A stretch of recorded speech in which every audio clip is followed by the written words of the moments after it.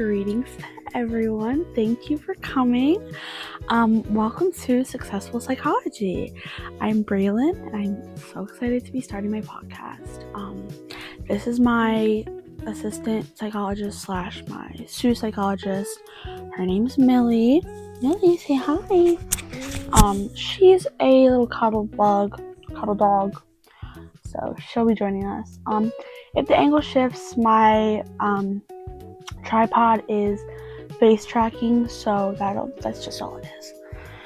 But yeah, so on this podcast, I will be discussing facts backed by research about children's psychological development and how you can use that to your advantage to be the best parent for your child. If you're sitting there and you're listening and then you say, but why would I take parenting advice from a teenager? That's honestly a really good question, and I'd probably be asking the same exact thing if I were in your shoes. I've always loved children, and I just love psychology. Like, the way that the brain works absolutely fascinates me.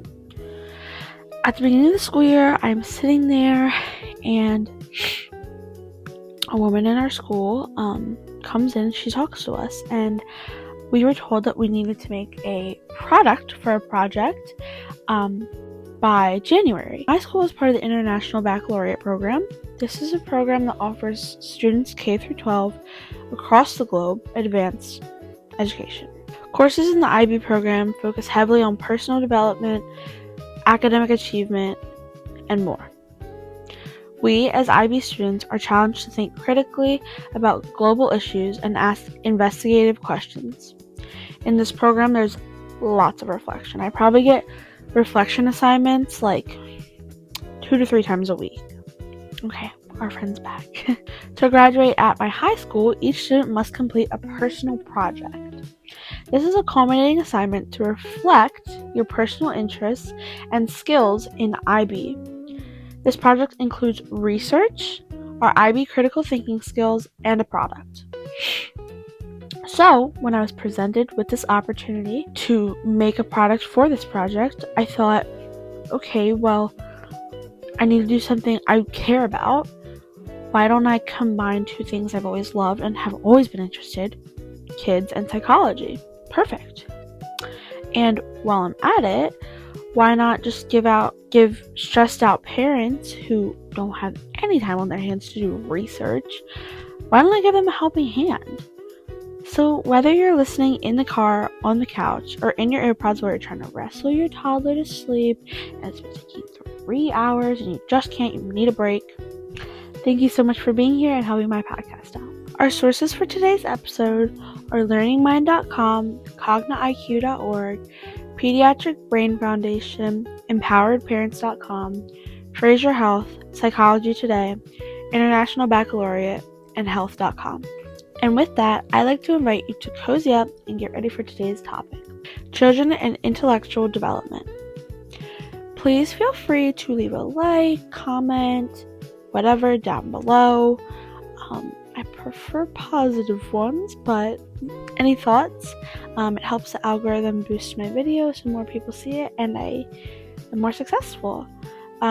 If this interests you, I'll have a few more episodes coming out, so feel free to subscribe, turn on those notifications.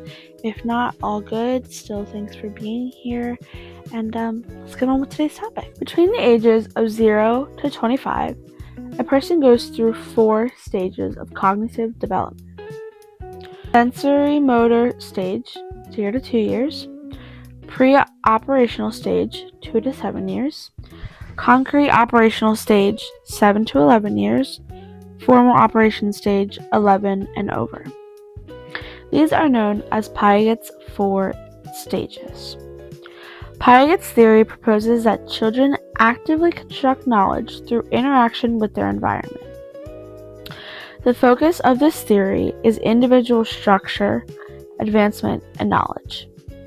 These advancements are stage-based, qualitative changes. During the sensory motor stage, a child's sensory motor areas mature. A child is slowly able to be more coordinated due to motor skills constantly developing and advancing. The child is more intentional with their behavior and actions. From 2 to 7, children are in the pre-operational stage. At this time, your child's prefrontal develops. You can see this in your child's narrative skills, so like telling stories or reading, even if they're to that point. Symbolic thinking, like understanding metaphors. Egocentrism, which is seeing other people's perspectives and understanding them, kind of like having empathy. And the development of a strong imagination, and so much more. The concrete operational stage will happen during the ages from 7 to 11. You can see certain chemicals in the brain increase, and this is shown in many aspects. Some aspects include the development of logical thinking.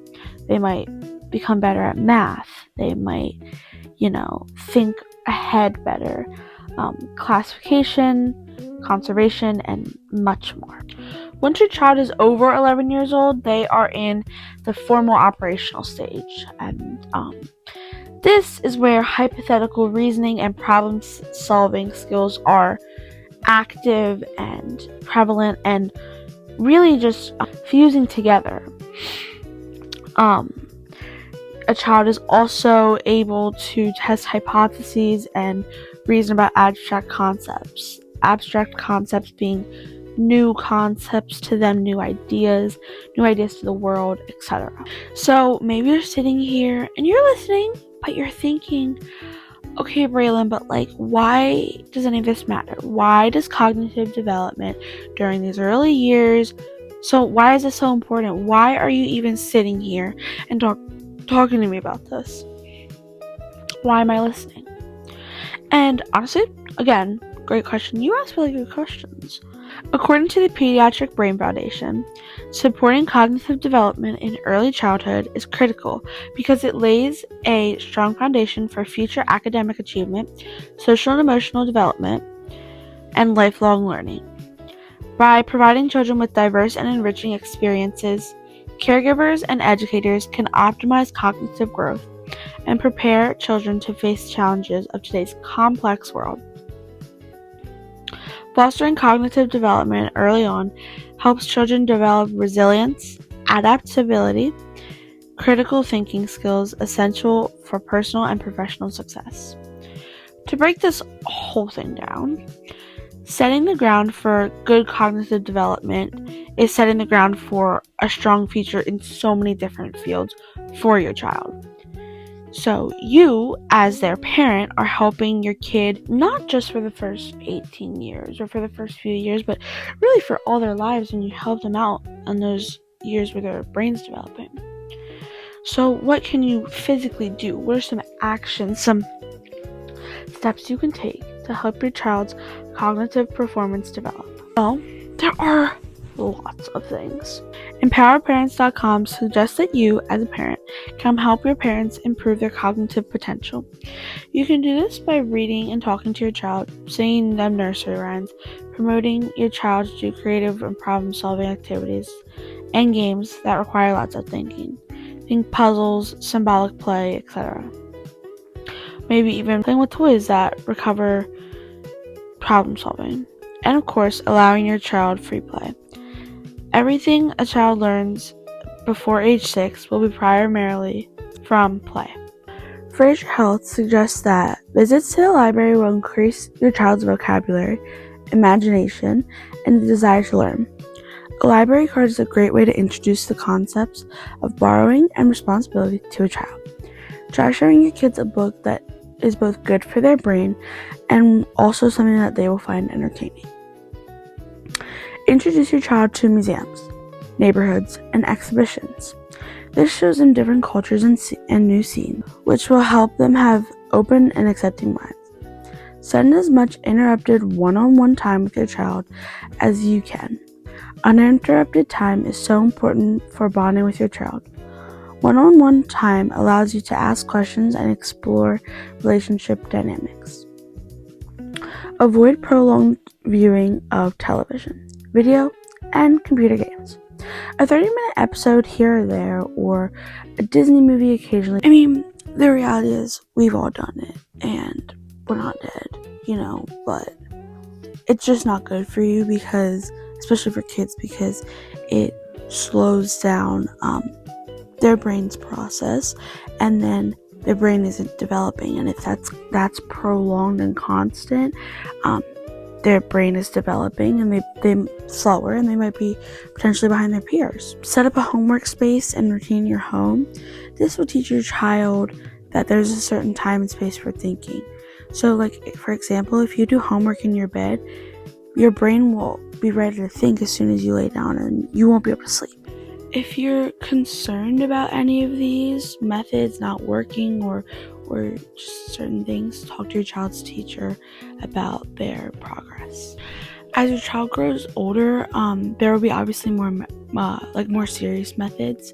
So include them in discussions about a variety of topics, issues, current events, and let's say you're talking about recent news. Ask them what they think, what their opinions are, obviously if it's age appropriate. Encourage them to think independently.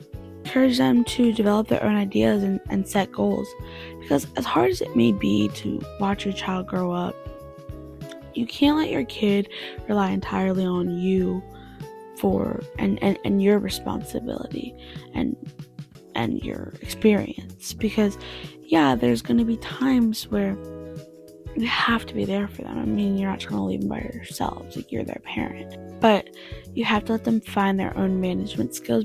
Okay, if you guys are watching on YouTube, you're probably like, whoa, lighting change, outfit change. Yes, we had some serious technical difficulties and had to stop filming, but we are back and better than before. So let's continue with today's content. Challenge them to think about possibilities for the future. When your kid is young, ask them what they want to be when they're older. As they get older, slowly ask them if these interests are changing or if they have stayed the same, or even what colleges they have thought about applying to and why. Compliment and praise your child for well thought out decisions. When you're learning to do something, the best feeling is when you're told that you did it right. Let's say you're learning a new skill in class and your teacher says, wow, Braylon's really got it down. You're like, yes, I did. So make sure you do that for your child. Assist them in reevaluating poorly made decisions. Just because you praise them for well thought out decisions doesn't mean you should do the polar opposite for poorly made decisions. Instead of flipping out and yelling and making it this big thing, ask your child why they made the decision that they did. Think through it and help them understand why it was a poor decision and why you shouldn't have done that. And give them ideas for next time to avoid doing things like that. All of these actions that I've listed, helping them think and this and including them in conversations, all of these are very important to do for all of your child's life.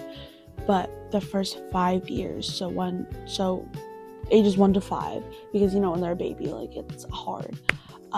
It's crucial, very crucial that you implement these methods. In the first year of life, the brain actually doubles in size. By the time you're 5, your brain will be 90% of its adult size. If you've ever heard someone say, oh, your child is like a sponge, oh, watch what you say, they're like sponges, that's pretty much accurate for children 5 and under. Overall nutrition is another really big part of cognitive development. Your child's body and brain must be at their very best to develop these drastic changes that they do. Certain acids and hormones which promote neural growth can be heightened based on your diet. High consumption of seafood, eggs, nuts and greens, and much more all increase the production of 2 of the most important acids. I'm gonna butcher this, but I'm gonna do my best.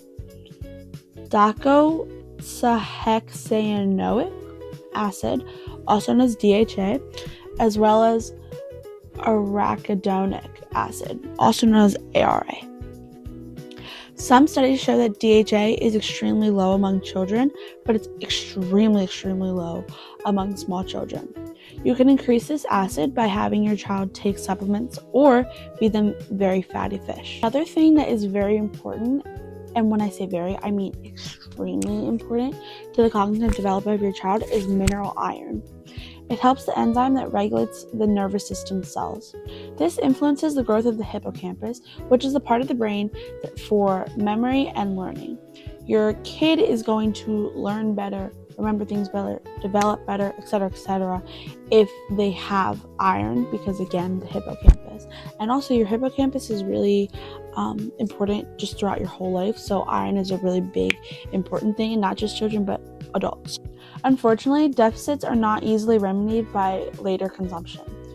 Foods with high iron include red meat, fish, eggs, greens, beans, some fruits, and more. Breast milk also has lots of iron, so consider breastfeeding your child if that's possible, and talk to your doctor about how long breastfeeding will be best for your child. The amount of iron needed depends on the child's age. Here's a chart. So, from 7 to 12 months, your child should consume 11 milligrams of iron per day. From 1 to 3, 7 milligrams per day is sufficient. From 4 to 8, 10 milligrams of iron per day. From 9 to 13, your child should consume 8 milligrams of iron per day. Once they hit 14, the gender does depend. So for girls ages 14 to 18, 15 milligrams of iron is needed. For boys 14 to 18, 11 milligrams of iron per day is sufficient. This is just based off of different needs girls and boys have. Overall, we all know that every parent out there who cares about their child, pretty much all parents, are trying their best. You can't be perfect, and you can't make your kid perfect because they're just kids. No one's perfect, and no one should feel called to be perfect because that's just so unrealistic. By using these skills, methods, and knowledge that was discussed in today's video, you can do your best to increase your child's potential. No one's perfect, but you could get them close. Intellectual status doesn't define anyone, and it should never. But giving your child the advantage of helping them in undercover ways makes you a super parent. Feel free to do any research using the sources I use, which will be linked in the description down below. Remember, being able to work with each child's struggles and strengths is a skill in itself. Knowing how to use this for the benefit of the child and yourself is a superpower. Thank you all so much for watching today's episode and listening to my thoughts and taking parenting advice from a teenager. Have a great day. Please remember to like and comment and let me know if any of these methods work. Have a great day. Bye.